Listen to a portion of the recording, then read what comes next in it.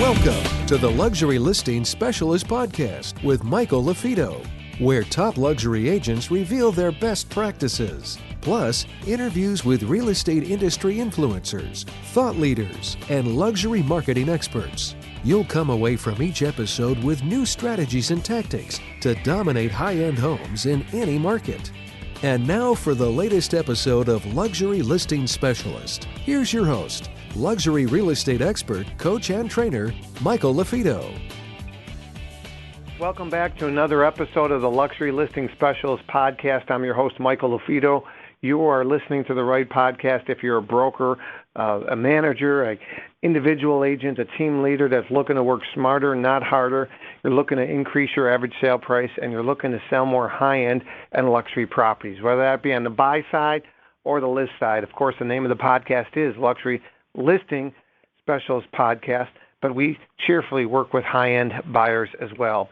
Again, before we go into today's show, just a couple of housekeeping items. If you have any questions whatsoever, please shoot us an email, michael@marketingluxurygroup.com, michael@marketingluxurygroup.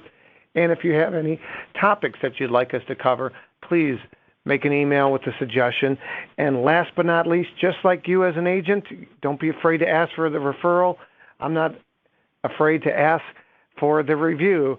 Please leave us a review on iTunes or Stitcher. And if you read our book, Luxury Listing Specialist, please leave us a review on Amazon. All right, this next guest I'm really excited about. I recommend a luxury conference. I've mentioned it before on previous podcasts. It's the Luxury Connect, which is the Inman Conference. It's in Beverly Hills every October. You should circle the date on that. If there's one luxury event you go to a year, that's definitely should be one of them, if not the event. And I share that with you because the next guest is based in the Chicagoland market, as am I, and she does an amazing job.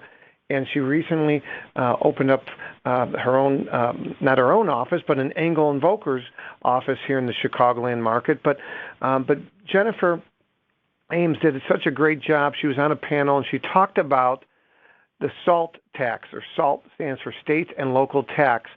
And she's going to talk to us a little bit about how that tax cap of $10,000 has affected her business as well as her take on SALT and how it's affected some of these markets where high-end and difficult properties aren't selling quickly. So without further ado, Jennifer, welcome. Thank you. Thank you for having me on your show. Yeah, it's a pleasure. And so you've been licensed. How many years have you been an agent? Almost 26.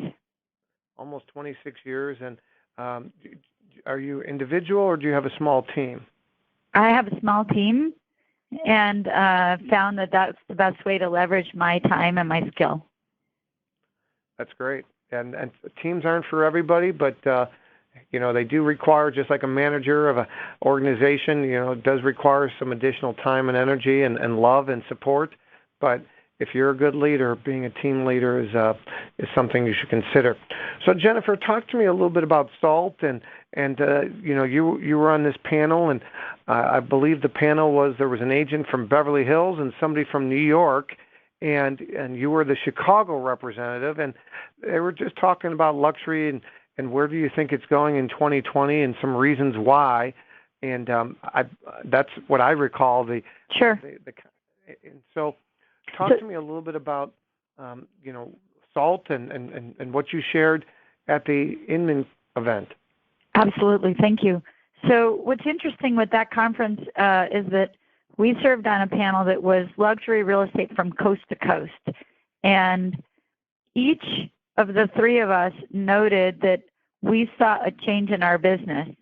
And it's interesting because the change varied, seemed drastic for each panelist, but in fact it varied quite a bit. For example, the agent who spoke from California said, my goodness, the luxury market's going, to a hell in a handbasket because buyers are actually having mortgage contingencies. And I laughed and said, my goodness, I wish that was my worst problem, that my luxury buyers were coming in with mortgage contingencies.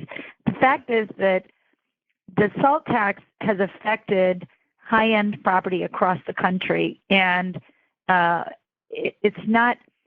I'll go through and explain kind of what the implications are, but at the bottom line is that it's about consumer confidence. So if people feel like they have less, they're going to spend less. And some people say, well, SALT tax only affects the wealthy, only affects people who earn over $100,000 in the high tax states like Illinois or New York. But the fact is that it affects everyone, because if somebody doesn't feel like they can afford this year what they could afford previously, they're going to cut back their housekeeper's hours, or their number of times they're going to go to a restaurant, or how much they're going to donate to charity, or they might not reupholster their furniture. It affects the whole economy when people feel like the cost of home ownership has gone up. And with the SALT tax, that's exactly what's happened. So I can take myself as an example. I built a house when I was pregnant with my twins. It was a house we intended to grow into in Chicago. Taxes are quite high relative to the country, but my taxes were about $28,000. I also had a mortgage when I bought my house, so that I was able, before the law changed, to deduct the $28,000 I paid in property taxes, and I was able to deduct the interest on my mortgage. That was a benefit that helped me to be able to afford the house that I built.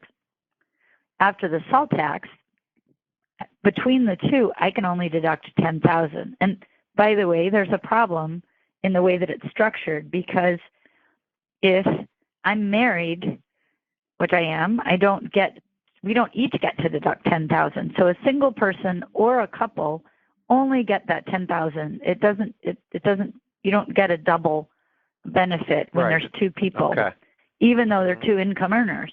And theoretically, two people together might have a bigger house or have a family, and so it becomes, in a way, SALT tax is discriminatory against couples because there's no accommodation for that. But that's kind of a tangent. So going back to my situation, I had to earn more after-tax dollars to be able to pay the same amount that I paid before. Does that make sense? Mm-hmm. Mm-hmm. And then we've got a different problem in Illinois, which is that the state ran into some issues with not funding pension funds. So my taxes actually went from $28,000 to over $50,000. And so again, it's like this huge increased amount, which when you start calculating $50,000 in after-tax dollars, plus I still have my mortgage payments, suddenly my cost to own my home in the form of a monthly payment went up substantially in a short period of time, like overnight. Now, I'm going to sell my house because of that, and I'm going to get a smaller house. And that is symptomatic of the response that a lot of people around the country are feeling, which is that I love the idea of homeownership, but not if I have to work so hard to be able to afford my home.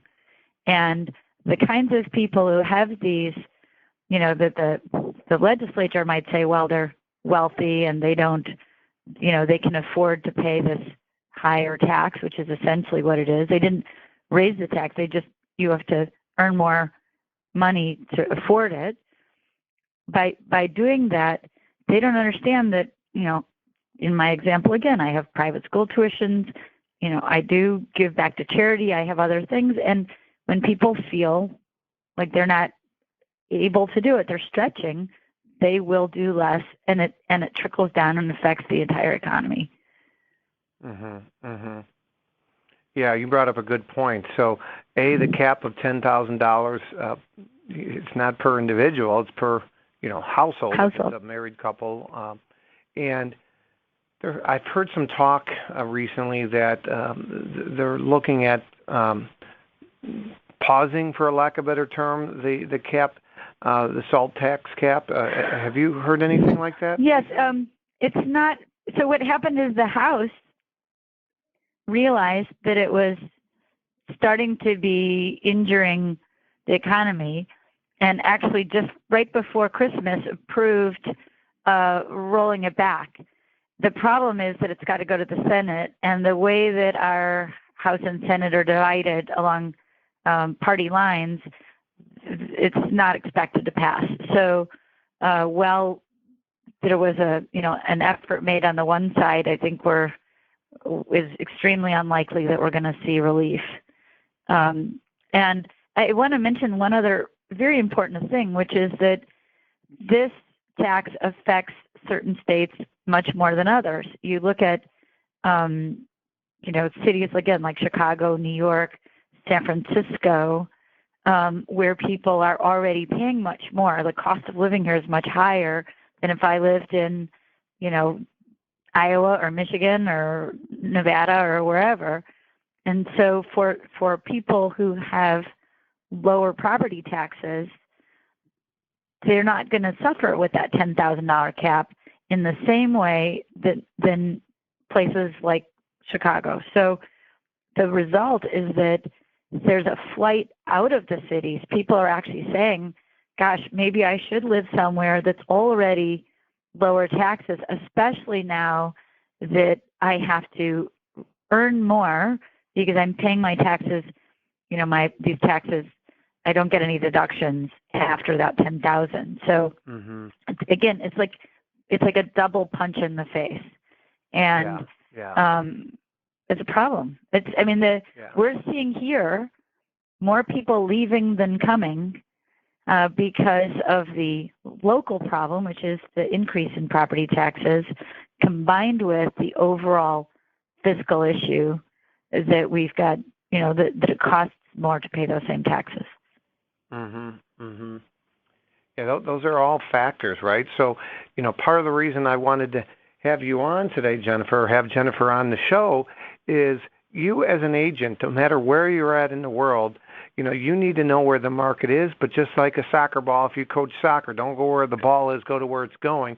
You need to know where the market's going, what's trending. You have to have that 10,000-foot view, not just at the local level, but also what else is going on, across the countries with governments and taxes and migration patterns, who's coming in or who's not coming in. Like, international buyers are being taxed more in certain parts of the world. And you really have to have your finger on multiple markets and multiple, pulses, so to speak, because the facts are, if you're sitting across the table on a potential listing and you're meeting with the seller and they're asking you about the market, and in this case, maybe it's a high-end or luxury property, you need to be able to articulate to them, the downward pressure, the factors that are holding prices down or perhaps increasing days on the market. And I like to keep it really simple. You're either in a buyer's market, a seller's market, or a neutral market. And in most marketplaces, in your market, Jennifer, for that $1.5 million plus price point, in the suburbs it might be even $1 million. It's what you consider a buyer's market. There's downward pressure. There's months, above, if not years of inventory. I'm selling a property right now in a northwest Chicago suburb. It's $2.5 million. We're supposed to close next week, but I share that with you from the standpoint of there's 6 years of inventory. 6 years. Anything above 7 months of inventory, we call that a buyer's market. There's 6 years of inventory. So if you do get a showing and if you do get an offer, managing your clients, in this case I represent the seller, managing the client's expectation throughout the process is important, and being able to articulate SALT and how SALT has affected and will continue to affect real estate is really important. I'm good friends with a licensed appraiser in Illinois, Jennifer, and he does a lot of the high-end appraisals or some of these big new construction, loans that these banks send out appraisers, and he does a lot of times the appraisals for these. And he references SALT as well, being a big downward pressure in our market, the Chicagoland market. Absolutely. We're really seeing a shift with lengthening market times, oversupply, and it's the perfect storm. It's a combination of factors, and this is a really significant one for sure. Another one is that you've got kind of two generations that are downsizing at the same time. You've got people in their 50s and 60s who are downsizing earlier than they used to. That wasn't kind of the customary age, but they're downsizing now for financial consideration. They want more flexibility, lifestyle. And then you've got their parents downsizing. So, and I don't mean to go back to myself, but we just did this. We just moved my parents into a smaller home in the same year that I'm intending to do that with myself. So you've got two generations of downsizing at the same time, and the younger move-up buyers are not stepping in and buying these larger homes. So the direction that we see of the younger buyers is to buy below their means. They don't want to be obligated to sort of work to pay the bills. They saw what happened to their parents during the recession, which wasn't that many years ago, and they're being very, very cautious to buy, below their means. So you have, as I said, the perfect storm. Sometimes sellers say, well, wait, stock market's great, interest rates are low, this is an incredible time, everything should be selling. My house should sell today for top dollar.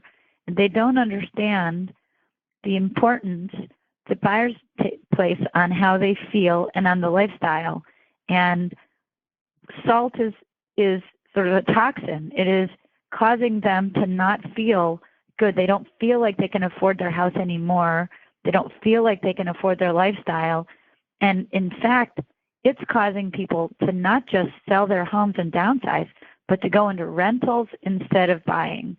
And the long-term implications of that for our economy are frightening. Hey there, it's Michael LaFido. Thanks again for listening to our podcast. If you are interested in signing up for our Luxury Listing Specialist certification, or if you want additional information on how you can dominate selling higher-end homes in your marketplace, make sure you go to luxurylistingspecialist.com. Some really good information there, and you used the term the perfect storm. So in your prediction of 2020, especially with high-end and luxury, I take it you're not seeing it turning into a seller's market. You're seeing neutral, if anything, best case scenario neutral, but probably going to be a buyer's market in that price point. What we're predicting is a buyer's market. There is a variety of types of homes on the market. The newer it is, the more it feels like it's turnkey and aligns with the taste of today's younger buyers, the more likely it will sell quicker and for a better price. We're seeing a widening gap between new construction or nearly new construction and resale or used homes, because the younger kind of moving up buyers really don't want anything that felt like their parents or grandparents lived there. They don't want to do work because it takes time. They don't want to invest time because they want to keep their options open. So they're looking for, the shiny new object that's turnkey, ready to go, and that puts a lot of pressure on the people, especially the longtime homeowners, to get their homes ready to sell. And even when they do that much work, when the the potential buyer sees on the listing that it was built in, in our market in 91 or 89 or something like that, they're going to say, oh my gosh, too old for me.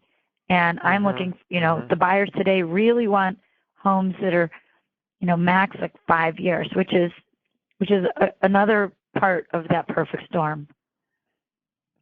Yeah, you're absolutely right. Something that's 10 years old is considered dated and old, and to many consumers today, especially in that high-end luxury space. And in some markets are landlocked, right?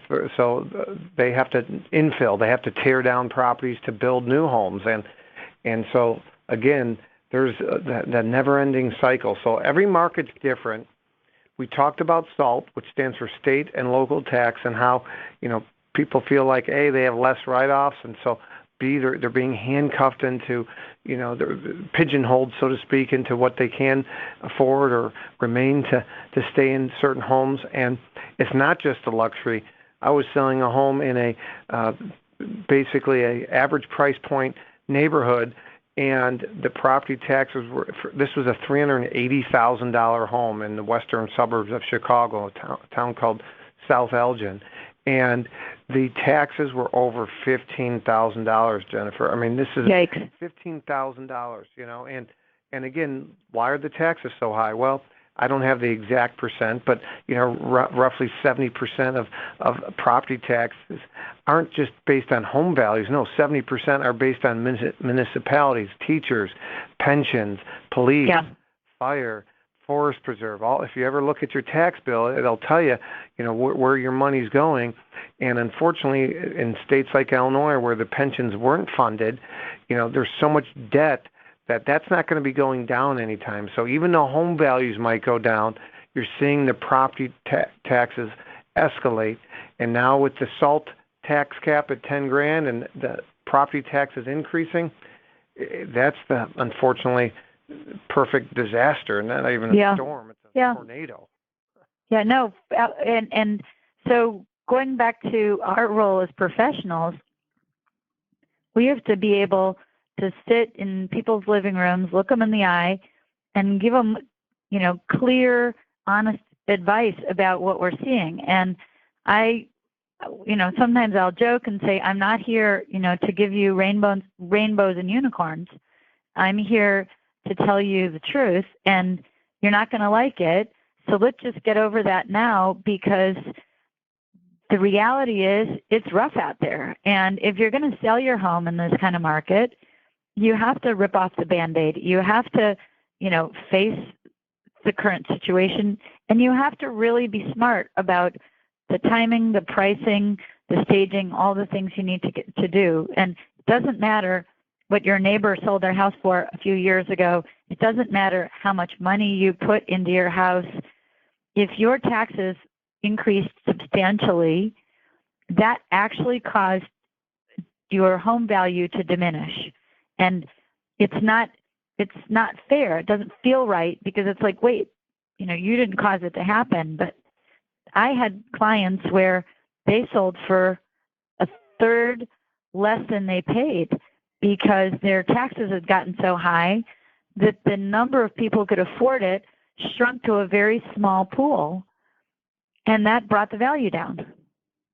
Yeah, absolutely, especially in these price points where it's probably not going to be a cash buyer. You're absolutely right, because their debt to income ratios, these loan officers, right? They're looking at ratios based on what they bring in and what their debts are, right? And so if the property taxes substantially go up, that brings down their debt to income ratio, and the amount of home they can afford, is smaller. Goes down. There's a lower price point. Goes down. Yep. Yeah, that's absolutely right. So on the buy side, we have to be really careful with our clients to make sure that they're speaking to a lender and getting pre-approved ahead.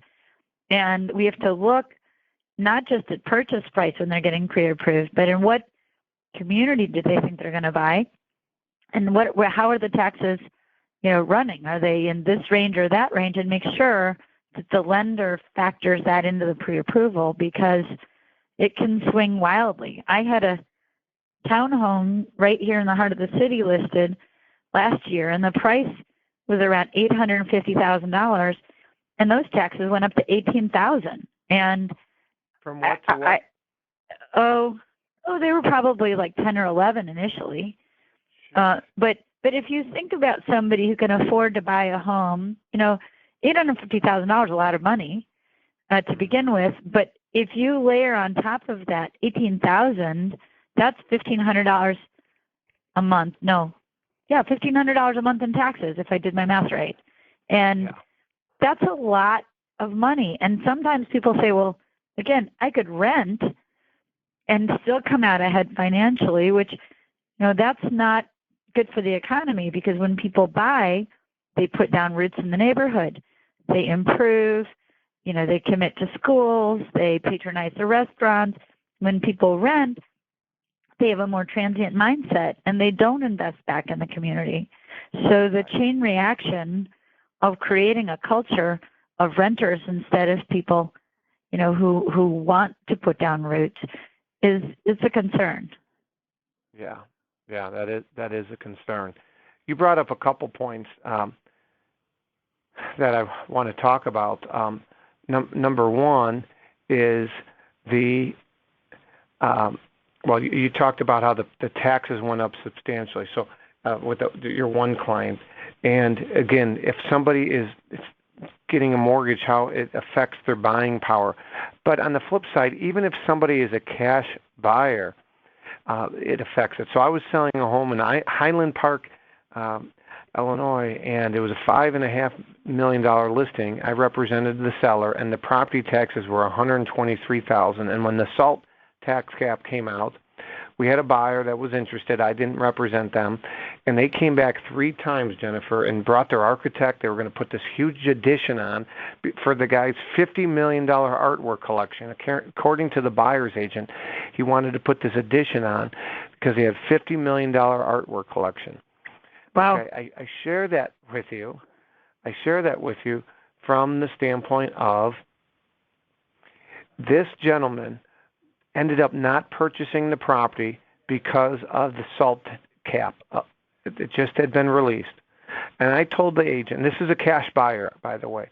I told the agent, wait, you told me the guy was interested in putting an addition on for his $50 million in artwork, and you're telling me he didn't pull the trigger because of the $123,000 in taxes?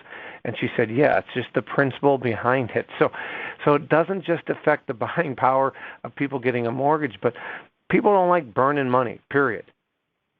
That's why I mentioned that we're about confidence. And I've had clients who have seen their property taxes go up to 6 digits, and they've called me and said, Jenny, we bought this home and we thought we were going to be here for 10 years, but now we think we're going to be here for 5, because when you take, let's just pick a round number, $100,000 in property taxes over 10 years, well, you're looking at $1 million. And you're looking at $1 million of, again, they're dollars where there's no deduction in that, except for that $100,000 out if you take the $10,000 per year. So $100,000 out of $1 million is deductible. So it really penalizes people here in places like Chicago, where there are these just dramatically high property taxes. And I told someone in California, they have, what's it called, Proposition 13 or whatever it is in California. I believe that's yes. Yeah, when you own your home, they lock your taxes into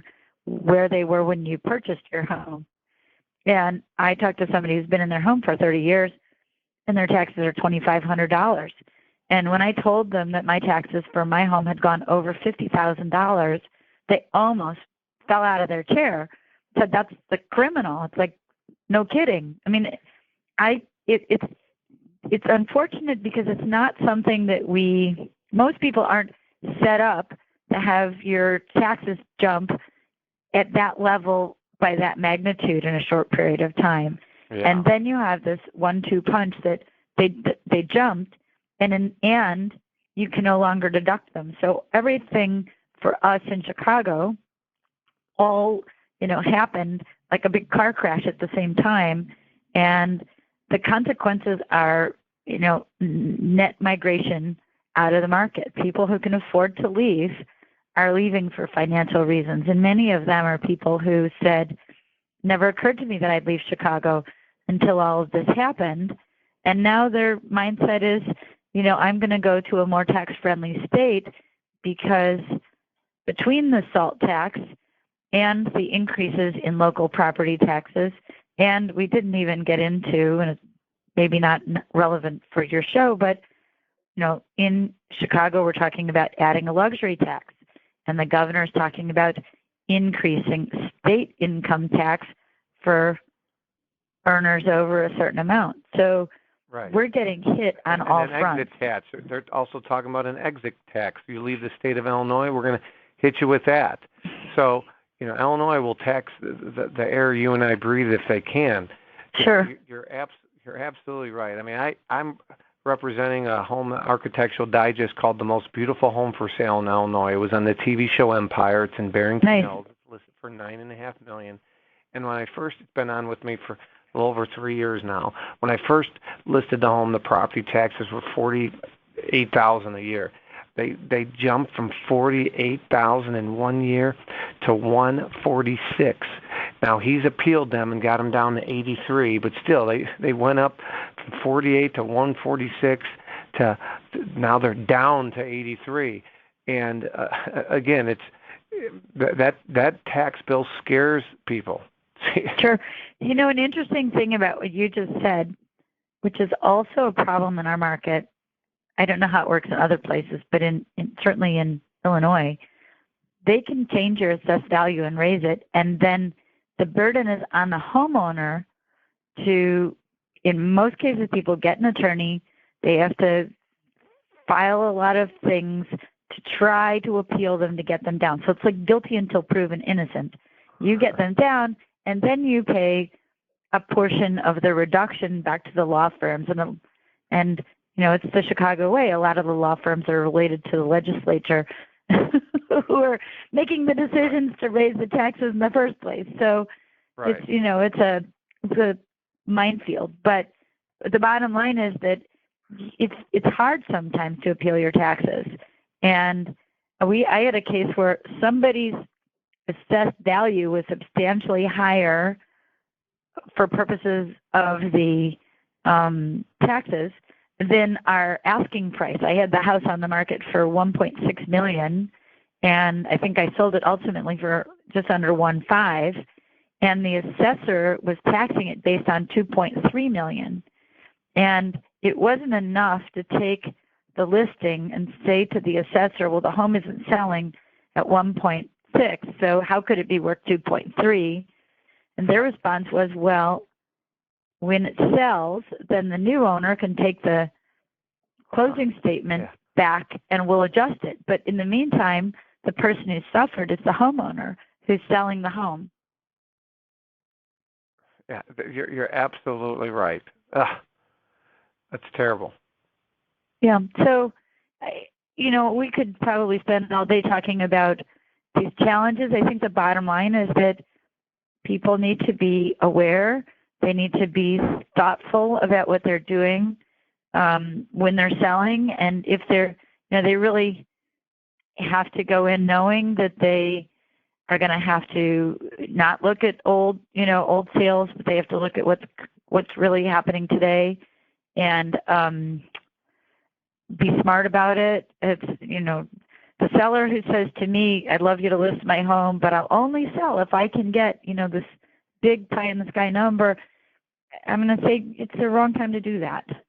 Yeah, and it's not only the wrong time to do that in a lot of markets.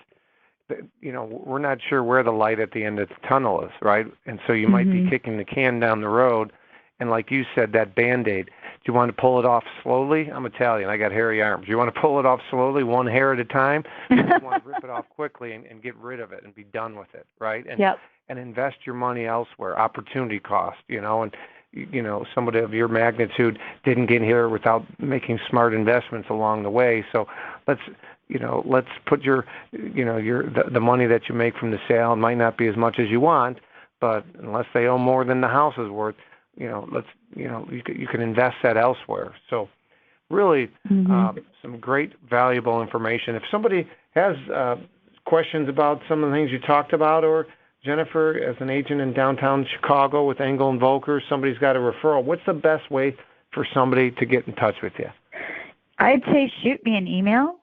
It's Jennifer.Ames, AMES, at evrealestate.com. So EV, like Engel Volkers, realestate.com. And I'll get right back to you. Happy to answer any questions somebody may have. And hopefully one of these days this salt tax will go away. Yeah, amen to that. Well, tons of value, as always. Thank you, Jennifer. You didn't disappoint.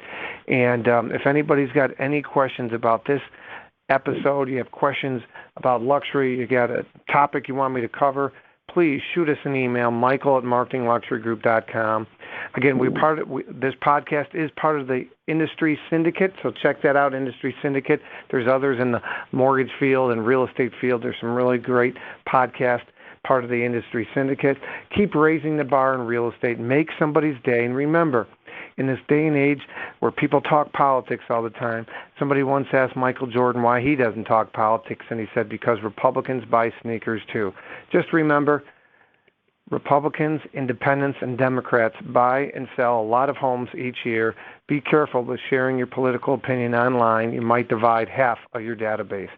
Keep raising the bar. My name is Michael Lafito. Until next time, Luxury Listing Specialist Podcast, Luxury Listing Specialist designation. Take care.